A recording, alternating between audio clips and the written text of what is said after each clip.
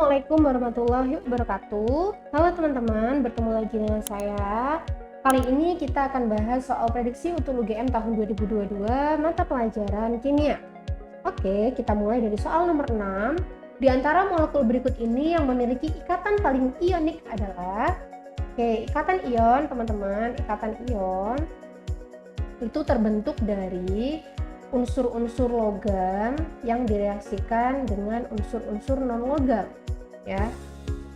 Logam itu adalah golongan 1A, golongan 2A, golongan 3A gitu ya.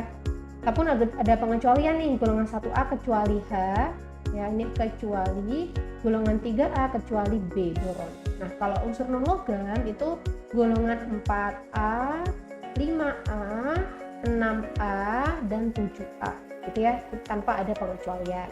Oke, sekarang kita cek satu-satu. Yang A, H, N sama F.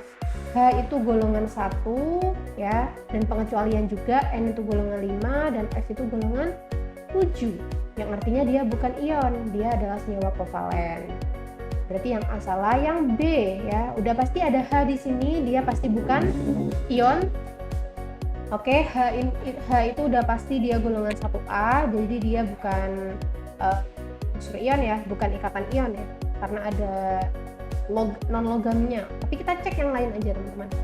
C golongan 4, O golongan 6. Ini kalau misal kalian hafal ya teman-teman unsur-unsurnya gitu ya, harus hafal sih unsur-unsurnya biar kalian bisa tentukan mana ikatan ion, mana ikatan kovalen gitu ya.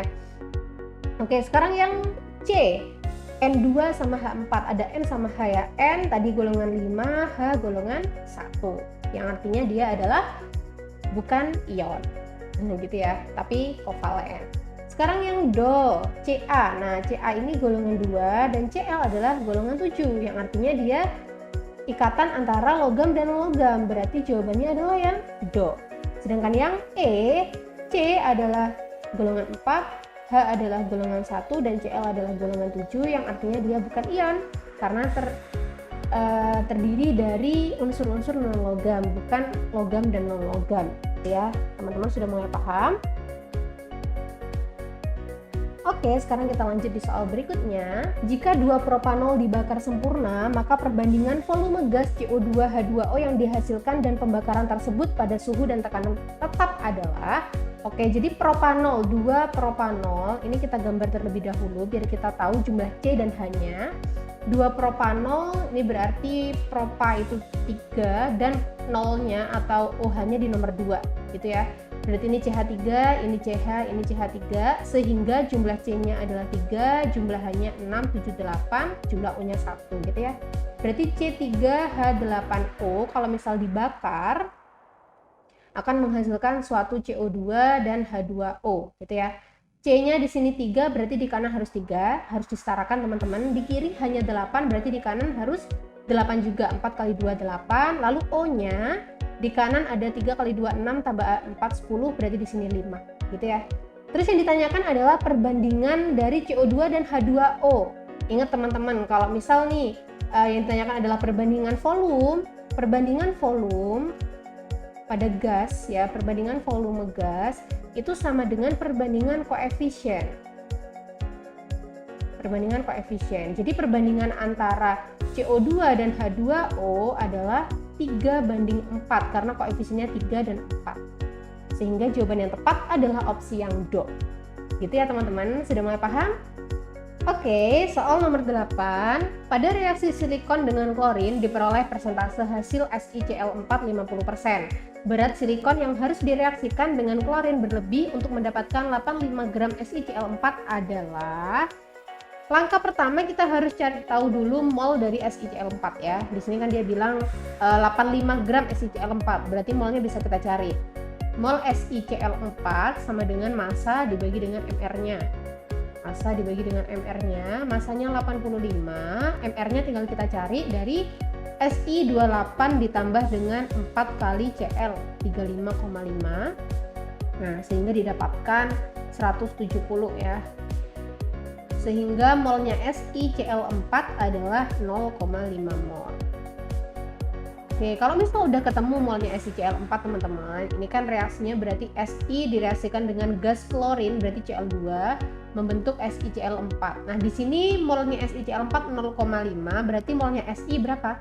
Ya 0,5 mol juga ya, sama gitu ya. Soalnya koefisiennya sama-sama 1. Oke, kalau misal molnya Si-nya adalah 0,5, berarti masanya berapa? Massa Si-nya berarti 0,5 dikali dengan AR-nya Si yaitu 28 sama dengan 14 gram. Oke, karena di sini adalah reaksi silikon dengan klorin diperoleh persentase hasil SiCl4 50%, berarti hasil SiCl4-nya 50% ya. Berarti ini kan 50% ya teman-teman ya. Oke, berarti 100%-nya berapa? Ya, berarti massa Si-nya sama dengan 28 gram ketika dia 100%. Gitu. Berarti jawaban yang tepat adalah opsi yang B. Oke teman-teman, lanjut di soal berikutnya ya. Soal nomor 9.